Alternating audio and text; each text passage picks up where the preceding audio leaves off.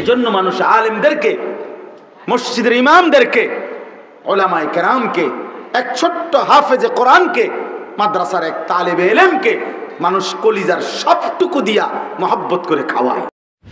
আপনি পোস্টার লাগাই দেন মানুষের কোন যে গ্রামবাসী আপনারা তো চিনতেছেন না, বেহুদা হুজুরে ভাত খাওয়ান, আমার মতো একজন বিড়ি খাওয়াই না ভালো লোক, চা দোয়ানে গপ মারি। হ্যাঁ, আপনারা এত বড় একজন উপযুক্ত লোক দেখেন না কোন আগের কোন হুজুর মুজুরে ভাত খাবার। হাঁটু সমান পানির মধ্যে পানির পাওয়া রাইখা উনি বন্যার্থ মানুষকে ত্রাণ দিছে, কিন্তু ফজরও পড়ে নাই, জোহরও পড়ে নাই, আসরও পড়ে নাই, মাগরিবও পড়ে নাই, এশাও পড়ে নাই। আপনি কামটা কিতা করলেন? আমনেরে খাওয়ায় না, এটা আমার অপরাধ। কথা বলেন না কেন? আমনেরে খাওয়ায় না, এটা ইমাম সাহেবের অন্যায়। তো আপনি বলেন কীর্তেন এটা, আপনি এটা বলেন কেন? আপনি লজ্জা না করা উচিত।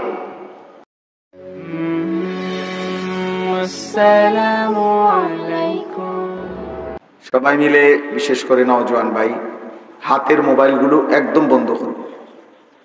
একজনও না, হাতে মোবাইল ধরে ভিডিও বা রেকর্ড করা একদম বন্ধ করুন।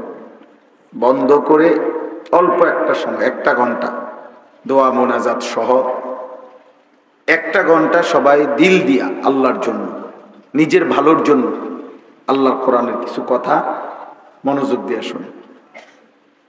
ছেলেরা ভাই, তোমাদেরকেও বলি ভাই, বুট বাদামও খাওয়ার দরকার নেই, মনোযোগ দিলে ভালো, নিজের জন্য শুনলে ভালো, নিজের জন্য। মোবাইলে জমা কইরা পরে শুনবেন, তো এখন শুনলে সমস্যা কি? এখন মনোযোগ দিয়ে শুনলে অসুবিধা কি? এজন্য নিজেকে নিয়ে ভাবা, এটা প্রথম দায়িত্ব, যে নিজের সংশোধন। কু আনফুসাকুম, কোরআনে আল্লাহ বলছে আলাইকুম আনফুসাকুম, একই কথা। আল্লাহ বলছে হে ঈমানদারগণ, নিজেকে জাহান্নামের আগুন থেকে বাঁচাও। আল্লাহ তাআলা বলছে হে ঈমানদারগণ, নিজেকে মজবুত ভাবে ধরো। আল্লাহ বলছে ওয়াসতাবির আলাইহা, তুমি নামাজের উপরে নিজেকে মজবুত রাখো। আল্লাহ তাআলা নবীকে বলছে লা তুকাল্লাফু ইল্লা নাফসাক, আমাদের নবীকে সরাসরি বলছে যে হে বন্ধু, এই পৃথিবীর কেউ যদি কারো বিষয়েও যদি আপনি জবাব না দেন, আপনার নিজের ব্যাপারে আপনি মুকাল্লাফ, আদিষ্ট, আপনার নিজের ঈমান আমল আখিরাতের হিসাব। তাহলে নবীজি সাল্লাল্লাহু আলাইহি সাল্লামকে পর্যন্ত আল্লাহ বলছে ফাকাতিল ফি সাবিলিল্লাহ লা তুকাল্লাফু ইল্লা নাফসাক ওয়া হাররিদিল মুমিনিন, সূরা নিসার আয়াত। যে হে নবী, আপনার সাথে যদি একজন সাহাবাও যুদ্ধে না আসে, আপনি একাই আল্লাহর পথে যুদ্ধ করেন। লা তুকাল্লাফু ইল্লা নাফসাকা, আল্লাহ বলছে শেষ পর্যন্ত কারো ব্যাপারে যদি কোনো জবাবদিহি করতে নাও হয়, আপনি কিন্তু আপনার মুকাল্লাফ, আপনার ঈমান আমল আখিরাত বন্দিগির হিসাব আপনাকে দিতে হবে। অথচ তিনি মাসুম, তিনি নিষ্পাপ, তিনি সমস্ত উত্তম গুণে আল্লাহ তাআলার পক্ষ থেকে সার্টিফিকেট প্রাপ্ত। ওয়া ইন্নাকা লাআলা খুলুকিন আযীম, আল্লাহ কসম করে বলছে যে বন্ধু, আপনাকে আমি সমস্ত উত্তম চরিত্র, সর্বশ্রেষ্ঠ চরিত্র, সবকিছু পরিপূর্ণ দিয়েই আমি আল্লাহ তাআলা আপনাকে জমিনে পাঠিয়েছি। আচে খুবা হামা দারান্ত তু তন্হা দার। আল্লামা ইকবাল বলছে হে নবী, ১৬ লক্ষ নবীর যত গুণ আপনি একার মাঝে যদি তালাশ করি, আপনি একাই সব। আচে খুবা হামা দারান্ত তু তন্হা দার, আপনি একাই সব। আদম থেকে ঈসা নবী, যার যত বৈশিষ্ট্য, গুণ, মৌজেজা, মর্যাদা সব আপনার মাঝে আছে।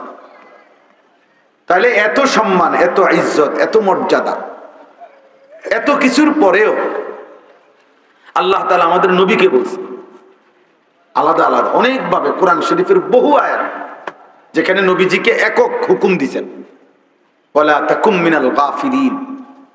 এদিকে তাকান, এদিক সেদিক তাকায়েন না ভাই, ওরা ওদের কাজ করুক, আপনারা আপনার দিকে তাকান। ছেলেরা ওইদিকে দিকে তাকায়ও না ভাই, অনেক রাত হয়েছে। তাহলে তাহলে আল্লাহ তাআলা বলেন ওয়ালা তাকুম মিনাল গাফিলিন। আল্লাহ বলতেছে বন্ধু নবীকে বলছে আপনি গাফেলদের অন্তর্ভুক্ত হবেন না, আপনি আমার জিকির করবেন। নবীজিকে আলাদা বলছে ওয়াজকুর রাব্বাক, আপনি আপনার রবের জিকির করবেন।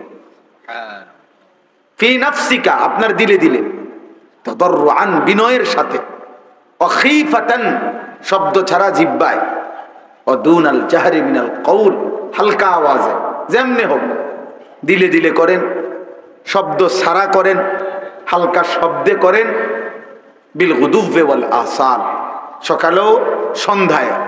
তবে ওয়ালা তাকুম মিনাল গাফিলিন, আল্লাহ বলছে বন্ধু 24 ঘন্টায় আপনি কখনোই আমি আল্লাহর স্মরণ থেকে গাফিল হবেন না। তাইলে কোরআনুল কারীমে আল্লাহ তাআলা নবীজিকে বলছে ওয়ালা তাজআল মাআল্লাহি ইলাহান আখার, এই একক শব্দ, এক বচন। হে নবী আপনি আল্লাহর সাথে কাউকে মিশাবেন না, শিরিক করবেন না, আল্লাহর সাথে কাউকে লাগাবেন না। ফাতুলকা ফি জাহান্নামা মালুমান মাদহুরা, সাংঘাতিক কথা এটা। নবীজিকে আল্লাহ বলছে বন্ধু আপনি যদি শিরিক করেন তা আমি আপনাকে অপমানিত করে লাঞ্ছিত করে জাহান্নামে ছুঁড়ে মারব। নাউজ, কি ভয়ানক কথা, কি ভয়ানক কথা, ভেবে দেখেন।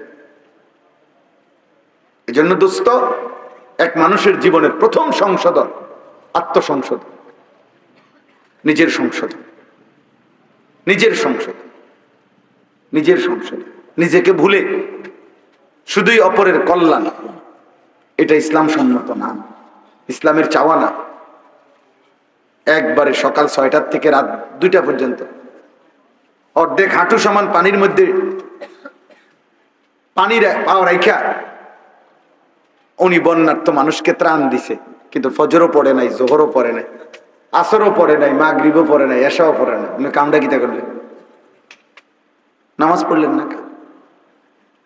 অনেক ছেলে আছে, অনেক ছেলে এমনি পরোপকার করতে বললে মানুষের কল্যাণে মাশাআল্লাহ খুব আগ্রহ, কিন্তু নিজের ঈমান আমল হেফাজতে যত্নবান না, যত্নবান না। তুমি তো মাশাআল্লাহ রক্ত দিলা একজনকে, তো এটা তো ভালো কাজ, কিন্তু আবার যে মোবাইলে সারা রাত উলঙ্গ ছবি দেখলা, এটা কামটা করলা কি? এটা কি করলা? তুমি তো রাস্তা ঠিক করে দিলা, তো তুমি যে একটা সেজদাও দিলা না। এই জন্য মানুষের কল্যাণে অবশ্যই কাজ করা ভালো কাজ, নিঃসন্দেহে, কিন্তু নিজের ঈমান আমল ঠিক রাখা তার চাইতে বেশি গুরুত্বপূর্ণ কাজ। এটা বেশি জরুরি, তার চাইতে বেশি জরুরি। নিজেকে ভুলে না যাও, নিজেকে ভুলে না যাও, নিজেকে ভুলে না যাও, এটা বহুত জরুরি। আমরা যদি এটা বুঝি আমাদের জীবন সুন্দর হবে। আমরা এটা অনেকেই বুঝতে চাই না, অনেকে অনেক মহৎ কাজ অনেকে করে মানুষের কল্যাণ, কিন্তু নিজের ঈমান আমলের গুরুত্ব দেয় না, গুরুত্ব দেয়। একবার আপনি 10 কোটি টাকা দিচ্ছেন মসজিদে, তো নিজে যে নামাজ পড়লেন না। তো মাশাআল্লাহ টাকা দান করাটা তো সওয়াবের কাম, বুঝলাম, মানুষ নামাজ পড়বে। আপনার নামাজ, আপনার টাকা যে সুদে, আপনার উপার্জন যে 2 নম্বর 6 নম্বর, আপনি যে কিস্তিতে টাকা নিলেন, লোনে টাকা নিলেন, কি করলেন? কি করলেন?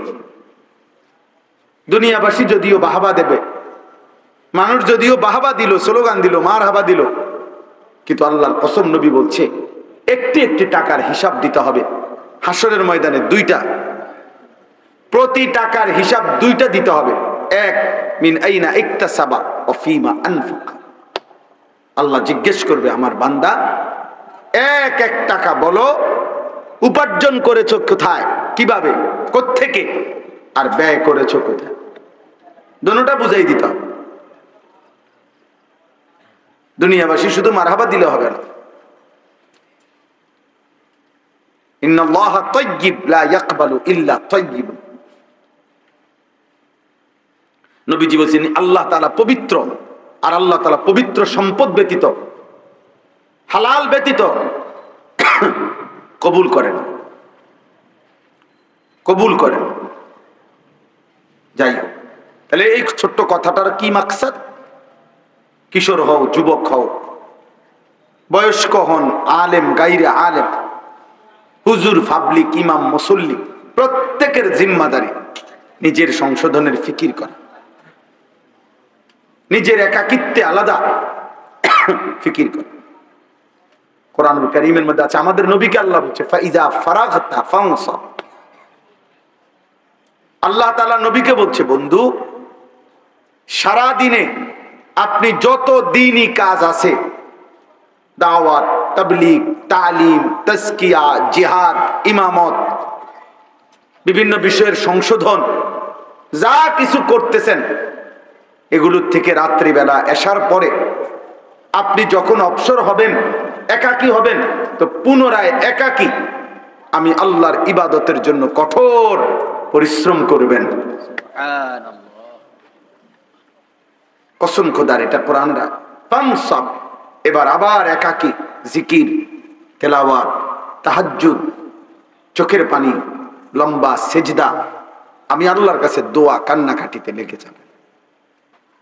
এজন্য আমরা কিতাবে পড়ছি, হযরত ওমর রাদিয়াল্লাহু তাআলা আনহু যখন খলিফা ছিলেন 10.5 বছর মুসলমানদের, তখন ওই খেলাফত আমলে তিনি নিয়মতান্ত্রিক, কখনো ঘুমাইতেন না, রাতেও না দিনেও না।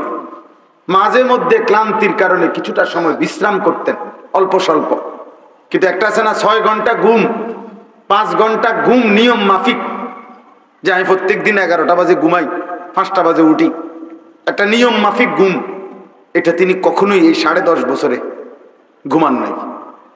হালকা ক্লান্তি আসলে কখনো বিশ্রাম করতেন অল্প স্বল্প, রাতেও ঘুমাইতেন না, দিনেও ঘুমাতেন না। আরবি কিতাবে আমি পড়ছি। হযরত ওমর রাদিয়াল্লাহু তাআলা আনহুকে জিজ্ঞেস করা হয়েছে, আমিরুল মুমিনিন ওমর, আপনি রাতেও ঘুমান না কেন, দিনেও ঘুমান না কেন? আমরা যদি হইতে পারতাম। তিনি বলেন, শোনো, আমি দিনে ঘুমাই না। আমি যদি দিনে ঘুমাই, আমার এই বিশাল সাম্রাজ্যের জনগণের, মানুষের হাজারো সমস্যার সমাধান কে করবে? আর আমি রাতে ঘুমাই না, যদি আমি রাতে ঘুমাই, আমার আখিরাতের পুঁজি আমি কখন সংগ্রহ করব? এজন্য আমি দিনে ঘুমাই না জনগণের পেরেশানে, রাতে ঘুমাই না নিজের পেরেশানিতে, নিজের পেরেশানিতে।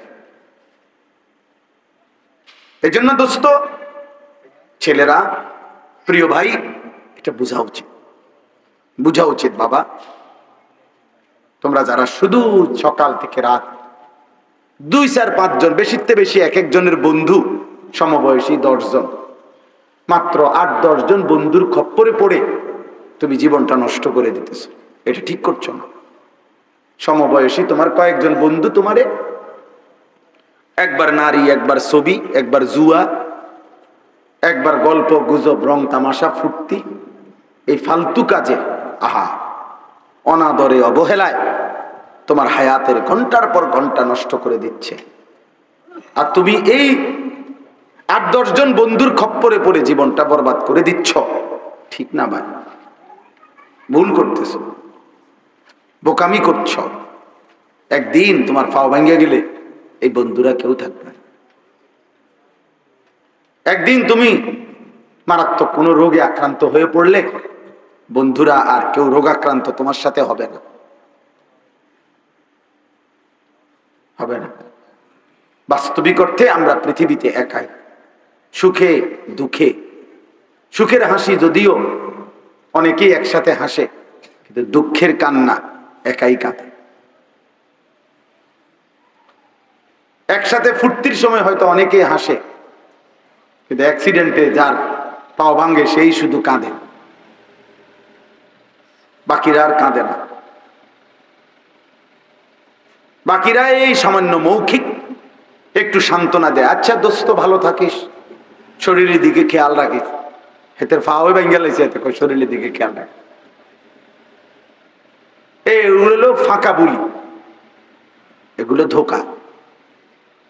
এই জন্য আমি এতক্ষণ বললাম, যদি কেউ বুঝেন বয়স্ক বাবা আছেন যারা, উপার্জনকারী পুরুষ আছেন যারা, আপনাদেরকেও বলি, স্ত্রী আপনার, ছেলে মেয়ে আপনার, সংসার আপনার, বাকি এর উপরে সত্য কথা হলো আখিরাত আপনার।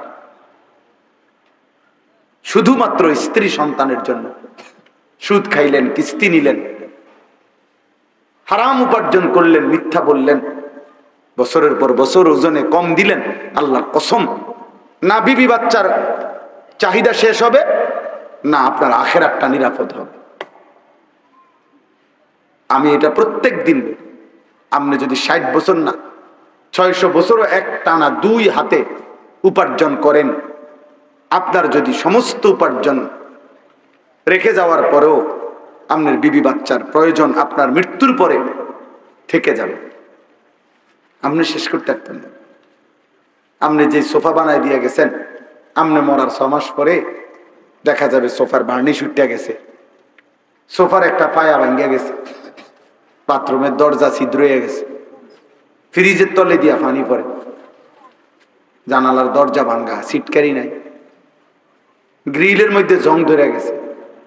তার মানে হাজারো সমস্যা, হাজারো প্রয়োজন থেকেই যাবে, থেকেই যাবে। কেউ তার বিবি বাচ্চার মৃত্যু পর্যন্ত সমস্যার সমাধান করে দিয়ে যাইতে পারে না।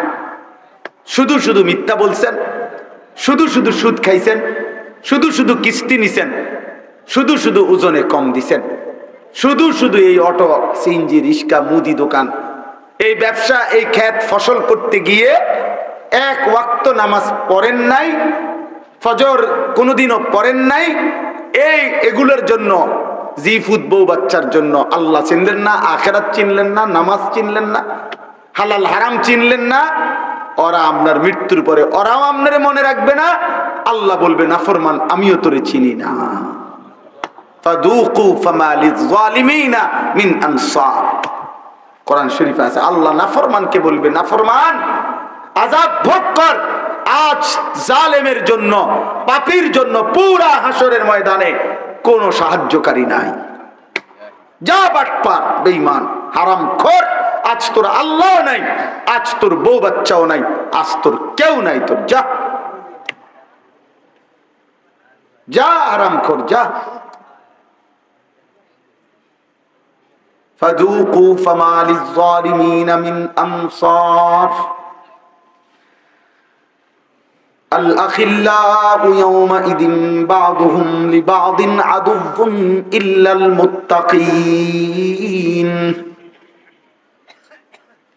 রব্বুল আলামিন বলে, বান্দা, দুনিয়ার সব বন্ধু, দুনিয়ার সব সম্পর্কের মানুষগুলো কিয়ামতের ওই দিন একে অপরের শত্রু হয়ে যাবে। আল আখিল্লাউ ইয়াওমাইদিন বাদুহুম লিবাদিন আদু। বন্ধুরা সেদিন একে অপরের দুশমন হয়ে যাবে। ইল্লাল মুত্তাকিন, একমাত্র ঈমানওয়ালা, তাকওয়াওয়ালা, গুনাহ থেকে বাঁচনেওয়ালা, যেই বন্ধুরা, যেই আত্মীয়রা, যেই স্বামী, যেই স্ত্রী, যেই বাবা, যেই সন্তান, যেই ভাই, যেই বোন, যেই বন্ধু, যেই আপনজন একজন আরেকজনের সাথে সম্পর্ক ছিল, এর ভিত্তিতে যে একে অপরকে গুনাহ থেকে ফিরাইছে, একজন আরেকজনকে নেক কাজের প্রতি উৎসাহিত করেছে, আল্লাহ বলেন, খোদার কসম বান্দা, এই বন্ধুরা দুনিয়াতেও যেমন আপন ছিল, আখিরাতেও আপন থাকবে। ইল্লাল মুত্তাকিন, তাকওয়ার বন্ধু, ঈমানের বন্ধু, গুনাহ থেকে বাঁচাইবার ক্ষেত্রে বন্ধু সম্পর্ক। যেই স্বামী তার স্ত্রীকে ফজরের নামাজের জন্য উঠাইছে, যেই স্ত্রী তার স্বামীকে ফজরের নামাজের জন্য উঠাইছে, যেই স্বামী তার বিবিকে গুনাহ থেকে ফিরাইছে, স্ত্রী তার স্বামীকে গুনাহ থেকে ফিরাইছে, ভাই তার বোনকে গুনাহ থেকে বাঁচাইছে, বোন তার ভাইকে গুনাহ থেকে ফিরাইছে, বন্ধু তার বন্ধুকে টেনে নামাজের দিকে নিয়েছে, গুনাহ থেকে ফিরায় রাখছে। আল্লাহ বলেন, এমন বন্ধু সবাই কিয়ামতের দিন বন্ধুই থাকবে। আমরাও টেলিভিশন চাইছেন, আপনার রেডিও টেলিভিশন চাইছে, আমরাও বিড়ি খাইছেন, আপনার ফুতে গাঞ্জা খাইছে, আমনও চা দোকানে বসে রঙিন টেলিভিশনে নর্তকীর নাচ দেখছেন, আর আমনের ফুতে সারা রাত মোবাইলে উলঙ্গ ছবি দেখছে। দুই নাফরমানি, কেউ কাউরে চিনবে না, কেউ কাউকে চিনবে না। বাপ ফুতের চিনবে না, ফুত বাপের চিনবে না। মা ছেলেকে চিনবে না, ছেলে মাকে চিনবে না। স্বামী স্ত্রীকে চিনবে না, স্ত্রী স্বামীকে চিনবে।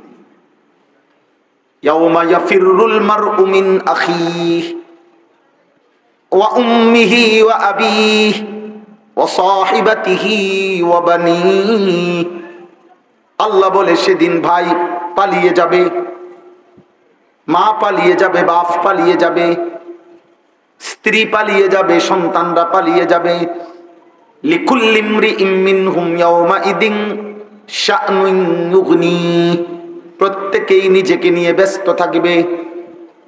ফাইদা নুফিখা ফিস সূর ফালা আনসাবা বাইনাহুম ইয়াওমাইদিন ওয়ালা ইয়াতাসাআলুন। আল্লাহ বলে ইসরাফিল যখন ফু দিবে, হাসরের ময়দান যখন কায়েম হবে বান্দা, একটা মানুষও কাউকে কেউ বংশের আত্মীয়তার কোনো পরিচয় দিবে না। ওয়ালা ইয়াতাসাআলুন, একজন আরেকজনকে ভালো মন্দ কিছু জিজ্ঞেসও করবে না। এটাও বলবে না ভাই কষ্ট হচ্ছে নাকি, ভাই বেশি গরম লাগতেছে নাকি, না হে কিতা কইবে হে আমনে রে গরম লাগতেছে নাকি। আমনে রে জিগাইলে আপনি যদি কোন হ ভাই খুব গরম লাগতেছে, তো হে পরে হাত পাকা দিয়ে বিছান করবে, তার বেল আসেনি, হে তো নিজেরই বেল নেই, ও নিজেই তো গরমে মরতেছে। এজন্য দোস্ত আমার, খোদার কসম, নাফরমানের বন্ধুরা, স্বামী হোক, স্ত্রী হোক, ভাই হোক, বোন হোক, বাবা হোক, সন্তান হোক, মা হোক, ছেলে হোক, মেয়ে হোক, একসাথে মহল্লার বন্ধু হোক, আত্মীয় হোক, স্বজন হোক, ক্লাসমেট হোক আর কলিগ হোক, যদি ঈমান আমল তাকওয়ার ভিত্তিতে সম্পর্ক না থাকে, তো সেই বন্ধুরা হাসরের দিন দুশমন হয়ে যাবে। আর ঈমান আমলের ভিত্তিতে বন্ধুত্বটা হাসরের দিনও কি থাকবে? কথা বলে না, বন্ধুই থাকবে। আর এই বন্ধুদেরকে, এরপরের অংশটা শুনে নেমনে প্রসঙ্গক্রমে বলে ফেলি। এই নেক কাজের বন্ধু মানে যদি স্বামী স্ত্রী হয় তো স্বামী স্ত্রী, ভাই বোন, মা পুত্র, বাপ ফুত, এরা যদি একজন আরেকজনকে দ্বীনি কাজে সহযোগিতা করে, এবং বন্ধু এলাকার সহপাঠী যেমনি হোক, যদি একজন আরেকজনের সাথে সম্পর্কটা ঈমান আমলের ভিত্তিতে হয়, তাকওয়ার ভিত্তিতে হয়, তো ওই বন্ধুদেরকে আল্লাহ নিজে ডাক দিয়া বলবে, ইয়া ইবাদি লা খাউফুন আলাইকুমুল ইয়াউমা ওয়ালা আনতুম তাহজানুন। হে আমার বান্দারা, তোমরা যারা ঈমান আমলের ভিত্তিতে বন্ধুত্ব সম্পর্ক, আজকে এই হাসরের দিন তোমাদের কোনো ভয়ও নাই, চিন্তাও নাই। এরপরের আয়াত, উদখুলুল জান্নাতা আনতুম ওয়া আজওয়াজুকুম তুহবারুন।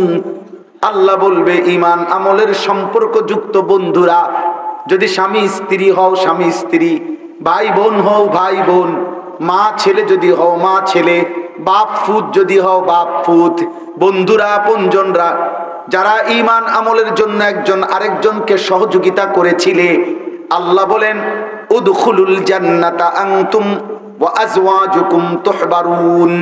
আজকে হাসরের ময়দানে তোমরা তোমাদের বন্ধুদেরকে সাথে নিয়ে হাসতে হাসতে জান্নাতে ঢোকো।